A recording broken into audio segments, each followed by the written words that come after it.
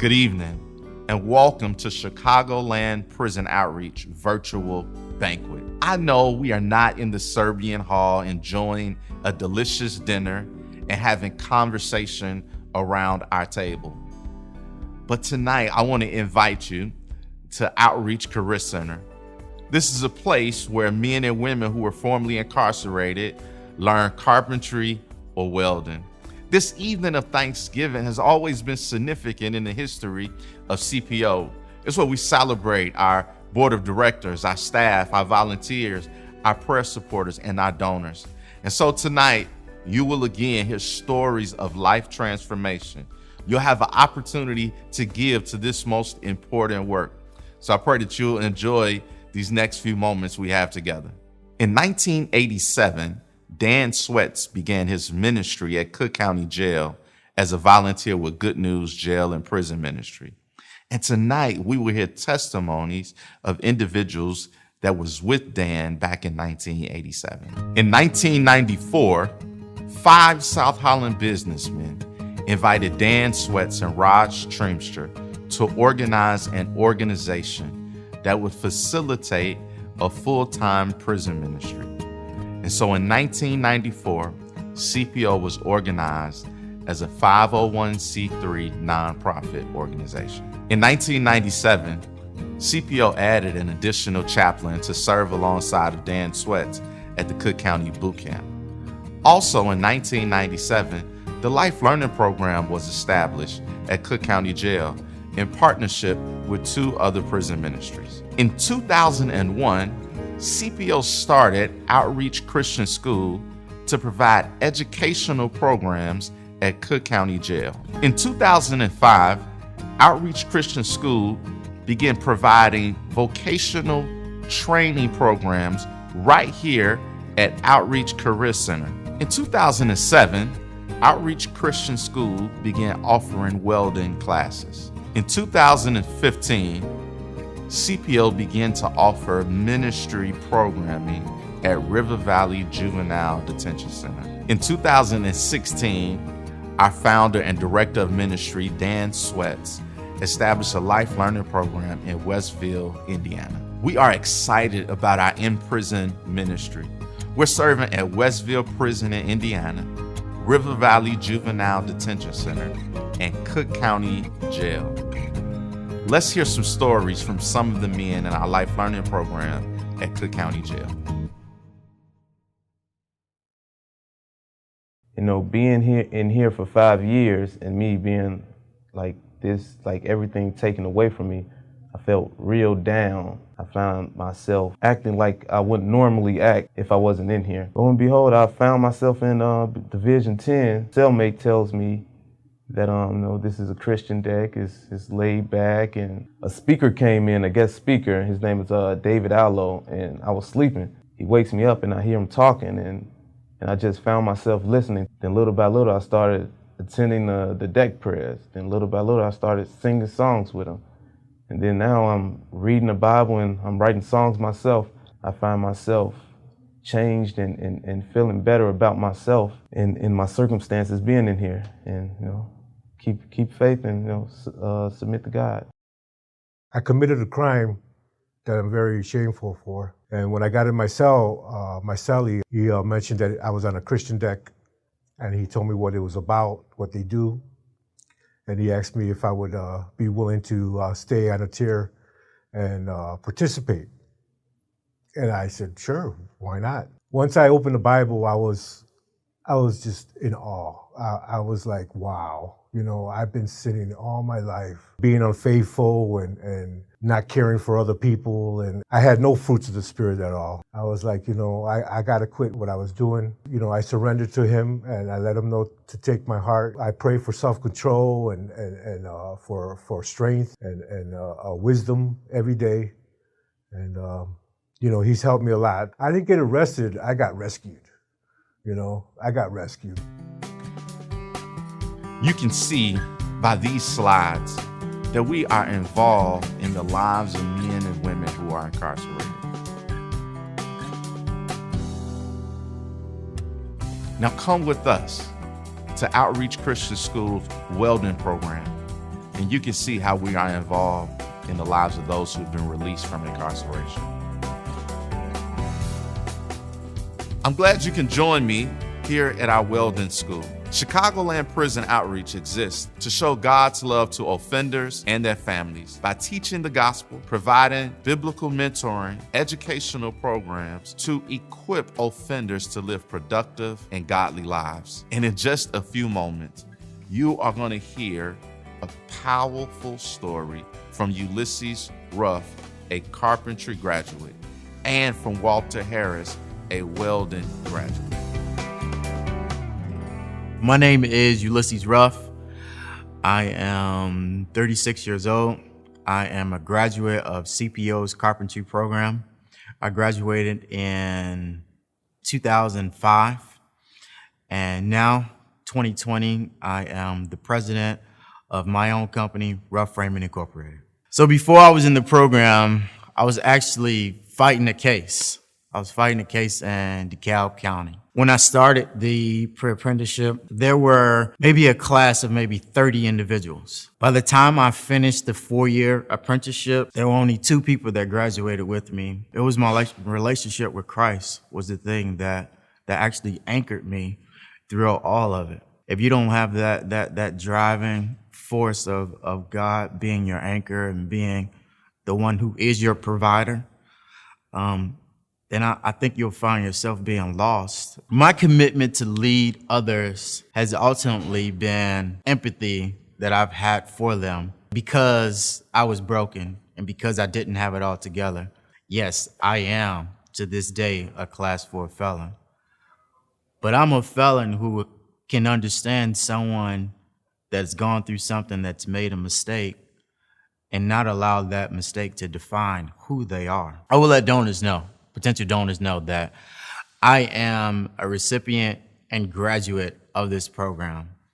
Without the proper funding to provide towards this program, you don't have a signatory union shop that can provide other opportunities for apprentices, for journeymen. Because of CPO giving me an opportunity, they ultimately empowered me to be an opportunity for others.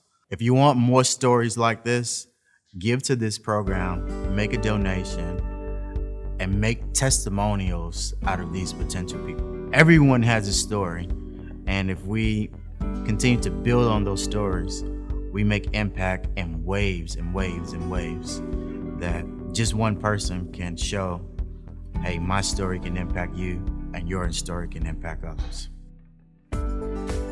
My name is Walter Harris. I'm 36 years old. I graduated from CPO in August of 2019. What happened in my life that caused me to qualify for CPO program happened in 2003. I caught a sex abuse charge. For years and years after I caught that charge, I was steady beating on myself. I was running a small lawn care service, and it was just all over the place because I didn't have any consistency. I was just trying, because everybody told me I wasn't going to be able to get a job. The 16-week welding program while I was here gave me a lot of hands-on experience. It challenged me to look deep into myself about what I wanted to do further in life. And it helped me because of the people in the program, giving me the skills that I need to survive in the real world, because after all, I was still a young man. I didn't know how. My instructors, Mr. Rogers and Julian, taught me how to arc weld, MIG weld, read blueprints, use plasma cutters. My soft skill instructor, she taught me how to write my resume. She taught me how to do math. This is a program that gave me an opportunity to look at life in a whole nother perspective. The Bible studies, the consistency of the men that was around me. It taught me keep your faith. Keep striving. Don't give up on yourself. You don't have to walk around with your head down. My wife came to me one day, like 3-4 weeks into the class. She said, "You changing?" I said, "I'm changing." She said, "You changing. You're not as aggravated as you was. It's like you got a purpose. You have a goal." By me not having to spend money out of my pocket trying to learn, it didn't ask me for that. It just asked me for my time, my attendance, and my dedication. The things around here we have not too much of. For young guys in my area, They don't get to do things like this. They get stepped on all the time when they get backgrounds. I have one of the worst backgrounds you can have. I'm about to tell now, thinking about where I came from, what I was going through, and to where I'm at now. It affected me a lot. These programs mean a lot in this community, all over. It lets you know you have a second chance. You should pour money into this program, always, because it helped young guys like myself who don't get a second chance, what some people say at life, have one. And I'm grateful for that second chance. On behalf of my family and I, thank you, CPO, for your support. Wow, what powerful stories from Ulysses Ruff and from Walter Harris. It's incredible to hear how God has impacted their lives and how they are committed to Christ, to their families, and to their vocational trade.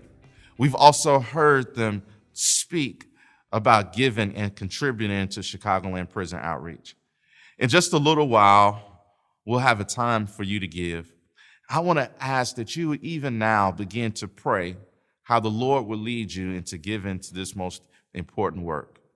And as we have been providing vocational training for the last 15 years, I have another story that talks about our commitment over the years. So I'm so excited for you to hear this story from Dan Sweats, our founder and director of ministries, Lonnie Arsberry and Katie Arsberry.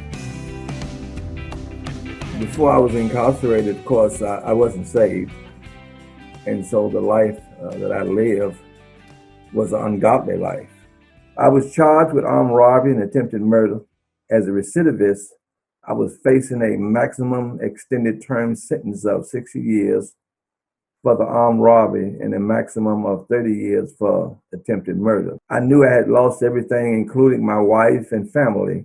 When he was sentenced and they gave us 15 or whatever minutes it was to talk or say goodbye or whatever, and he quoted the scripture to me that, weeping endure for a night, but joy comes in the morning. So I was sitting there looking at him and I was like, he done lost his mind. He's had a nervous breakdown. That's what this is. These people giving you 65 years and you quoted scriptures to me. And I'm like, I have no idea what you're talking about. He was going to get a divorce and relinquish me from the marriage, Right. But, I just sat there and looked at him and I was like, well, I don't think you can make that decision for me. Yeah. I went into my bedroom and I just fell on my knees. So it was like, I need some direction here. I don't know any scriptures to use, but I know that I've been told that you are a God and you are the true and living God, and I need direction here.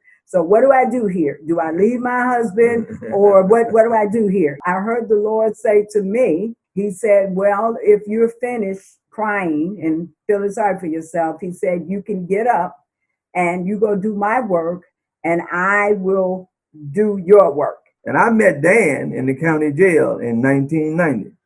And he was offering to do things for families and whatnot. And I gave him my wife's name and telephone number.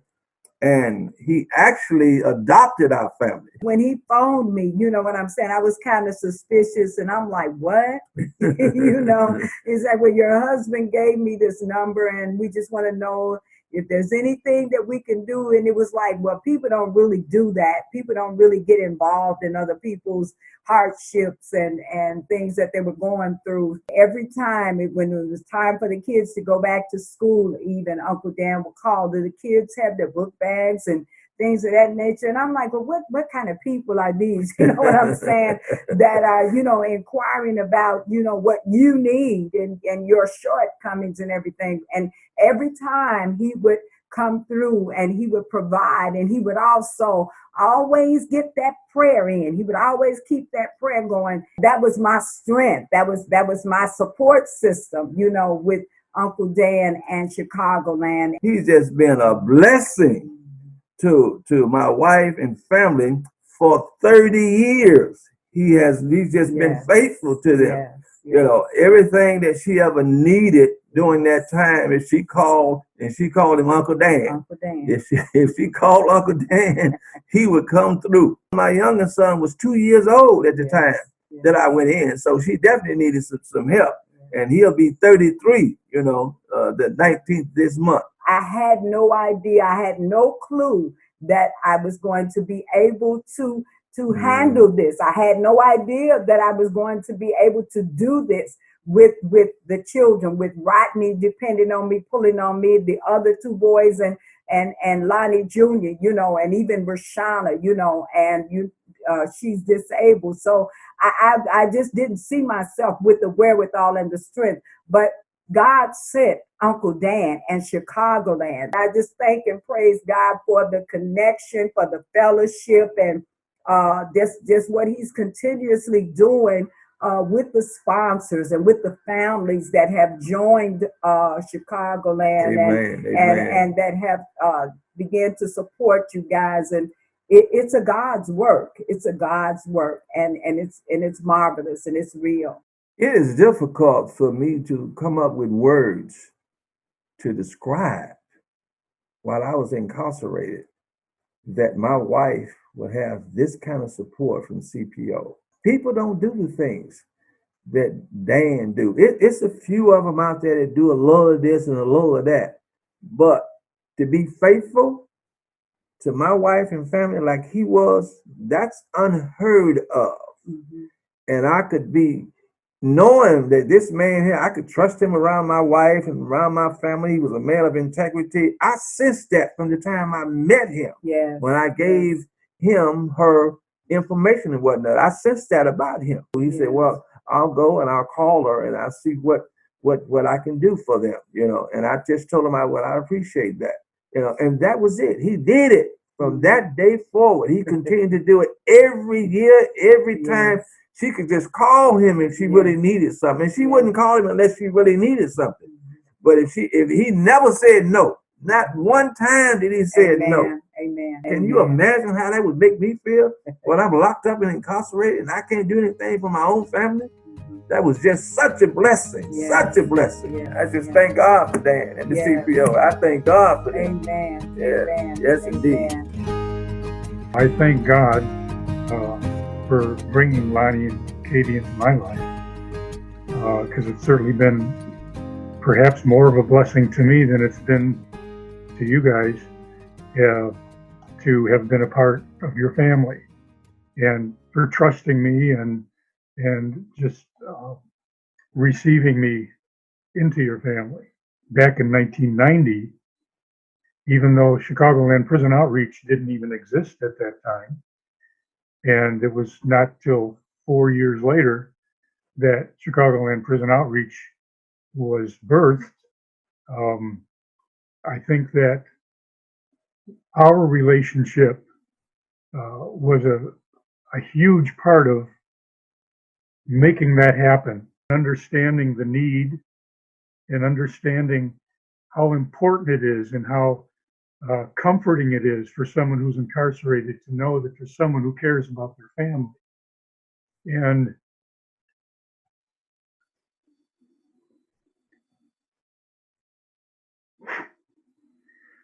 it was that passion, that burden for that need that prompted a handful of business people from South Holland to observe what I was doing and say, you need an organization around you to support that because you need to do more of that.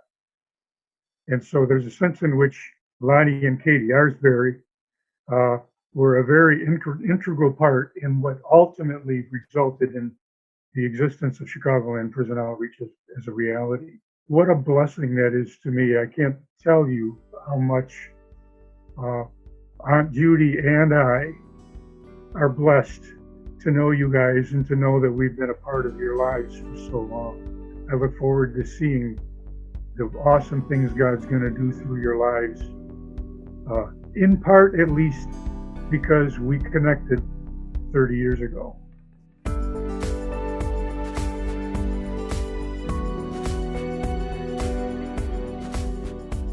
For 25 years, we've gathered together for an evening of Thanksgiving to celebrate together what God has done. You are partners. You are important to the life and the ministry of Chicagoland Prison Outreach. And as we've heard stories from Ulysses, from Walter, and from Lonnie and Katie and Dan, these stories are only possible because of your partnership and your commitment to being a part of Chicagoland Prison Outreach over the years.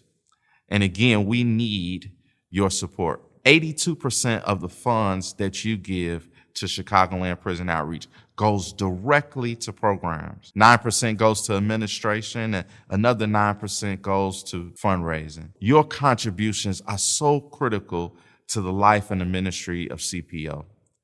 So tonight, I want you to consider how much you can give to us. Don't be shy.